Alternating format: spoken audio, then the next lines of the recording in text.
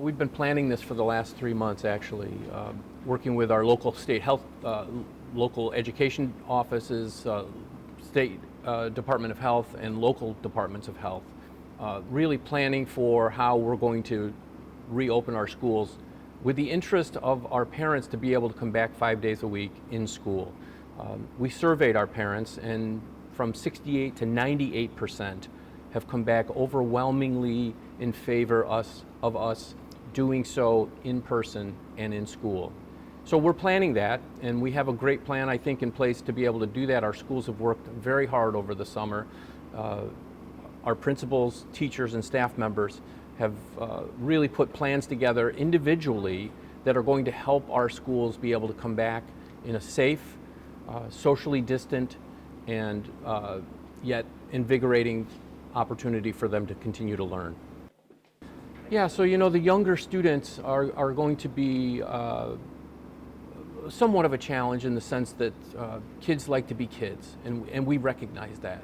But we have sanitation program, disinfecting, socially distant practices that we'll put in place for the students that many of them have been living for the last 5 months anyways, just because of their own involvement with their families. So again, our schools have worked very hard to make sure that our students are going to be socially distant, that we have hand sanitizers and disinfecting throughout the buildings. So some of the challenges that we present at the high school is just the schedule, the differences of programming that exists at the high school level. So again, our high school principals and teachers have worked to really formulate a plan that's going to be allowed to provide instruction and provide the diversity of our schedule, but also be able to do it in a way that, again, conforms to the responsibilities that have been brought forth by the Department of Health and State Education Department. I'll also say that, although we have the overwhelming majority of our families with interest to come back to school, we have a large number of students who will also be viewing their program of instruction, if you will, from home. So a virtual setting is available for those families as well. And the teacher will be working with the students simultaneously, synchronously we use, to allow for instruction to be taking place in the classroom, but also for those students who at this point are staying home and receiving instruction at home. It's very likely, again, in meeting with the commissioners of health in the respective counties, it's very likely that we will have a case of COVID in our schools.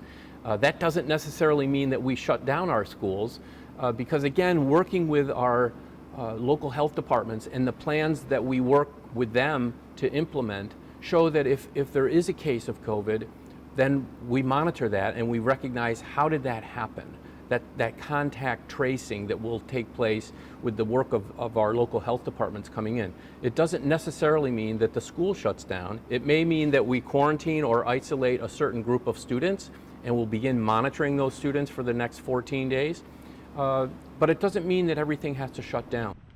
As we embark on this year, flexibility and an open mind are going to be paramount for all of us, honestly, from parents to students to teachers and everybody in between. So it's really important for all of us to be able to kind of understand where we are, recognize that we've never been here before, and we're learning as we go.